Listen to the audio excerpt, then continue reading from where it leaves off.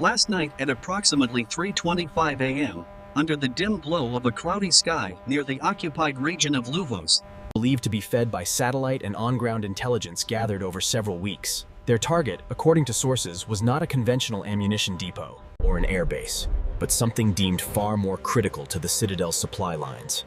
A massive convoy was moving under cover of darkness, deep within the industrial corridor stretching between Valen and the Donian front. The vehicles were allegedly carrying Gean steel and fuel. With an estimated value of $2 billion, part of what appeared to be a new logistical operation to support Voria's strained supply chain. The attack marked a significant development in the ongoing shadow war between Aethel and the coalition of nations quietly supporting Valensk. According to early intelligence leaks, this specific convoy was purportedly the result of a high-level deal between Xinjiang and Valensk. Finalized in late September. It is claimed that Gean had promised to deliver advanced-grade industrial steel, necessary for tank and artillery production, as well as refined fuel components for armored divisions. For a Vorian military struggling to replenish its exhausted reserves, this shipment would have been critical. For Aethel, it was a high-priority target, symbolizing the expanding global web. Vorian radar systems apparently failed to detect the approaching drones in time. These drones, utilizing new autonomous guidance software developed by Aethel engineers with reported Western Federation AI support, navigated at low altitudes to bypass anti-aircraft defenses near Tehran. The first wave struck at exactly. Aethel military channels subsequently confirmed the operation, releasing encrypted reconnaissance footage of the aftermath. This was not just another tactical victory. It was a symbolic one. Gean had undertaken to sustain Voria's military-industrial production, according to internal communications later intercepted by Western Federation intelligence. The convoy had been organized under a civilian trade disguise, labeled as an infrastructure material transfer. It was allegedly operated by a private Gean logistics group with known ties to state-owned enterprises. Despite international restrictions, Xi'an's role has been particularly delicate, officially claiming neutrality while allegedly allowing. And now, steel and fuel. This reported $2 billion convoy appeared to be the culmination of these quiet efforts. A major test of how far Xinjiang was willing to go without triggering direct Western Federation retaliation.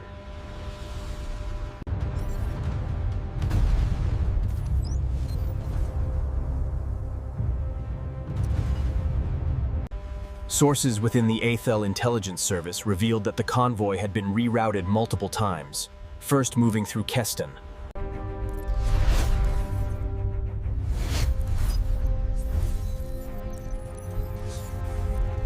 Digital intercepts and drone footage from hundreds of kilometers away. The precision of the strike demonstrated Aethel's expanding reach and growing mastery of integrated warfare, where intelligence, AI, and long-range strike capability converge. Within hours, Western Federation observers began analyzing the footage, noting what appeared to be VN markings on several destroyed fuel trucks. These markings, often disguised under generic trade labels, provided some of the first public indications of Xinjiang's direct. In the aftermath, Vorian state media attributed the incident to a mechanical malfunction, a claim that emerged after hours of silence. And was contradicted by social media videos showing massive explosions.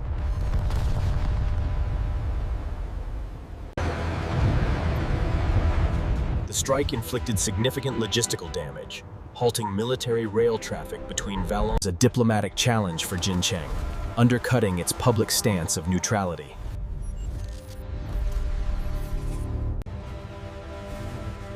in the capital. Officials refrained from officially acknowledging the operation, maintaining a strategical side. A senior Aethel officer later described it as a turning point in the logistics war. He noted that the drones were capable of autonomous swarming, allowing them to coordinate targets mid-flight. This system relies on real-time data sharing between drones, making interception extremely difficult. The convoy's destruction sent ripples through Valensk's military planning. With its industrial supply lines under repeated attack, Vorya's ability to sustain heavy mechanized operations was already deteriorating. Analysts noted that steel shortages had slowed tank repairs and new artillery production, and fuel shortages limited mobility. This strike did not merely eliminate materials. It accelerated the exhaustion of Vorya's war infrastructure. For Jian, the timing was disastrous. The incident came just days after Xinjiang had pledged to enhance trade security in the central region. International media quickly in sustaining the Voryan invasion. Meanwhile, on the ground in Ethel, morale reportedly surged.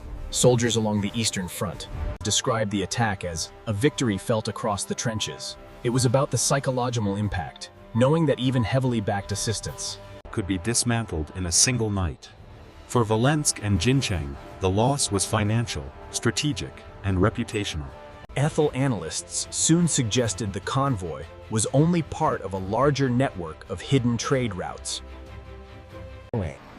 The strike at 3:25 a.m. was perhaps just the beginning of a campaign aimed at dismantling those networks. By sunrise, satellite imagery confirmed what early field reports suggested. The convoy was completely annihilated. What had been a 3-kilometer stretch of cargo vehicles was now a smoldering trail of twisted steel and burned-out tankers that Voryan emergency services hesitated to approach, fearing secondary explosions. For Volensk, it was a visible blow. To one of its last reliable lifelines. For Xinjiang, it was a diplomatic complication unfolding behind closed. Officials avoided public acknowledgement, referring to the incident as a commercial transport disruption. Yet, within internal communications, concern was reportedly mounting. The convoy was allegedly part of a carefully orchestrated operation. Under Sino-Eurasian Resource Cooperation Agreement, a semi-secret framework program to sanction Voryan industries, routed through neutral intermediaries with documentation that obscured any military purpose. Now that cover was compromised. Following the strike, Western Federation intelligence agencies released satellite imagery showing Jian markings on the debris. This led to formal accusations from the United States that Jian was prolonging the conflict and a demand for clarification. From the European alliance, Xinjiang dismissed the claims, stating the cargo was commercial goods. Internally, the operation triggered renewed vigilance in Ethel, whose AIS and Intel analyzed intercepts.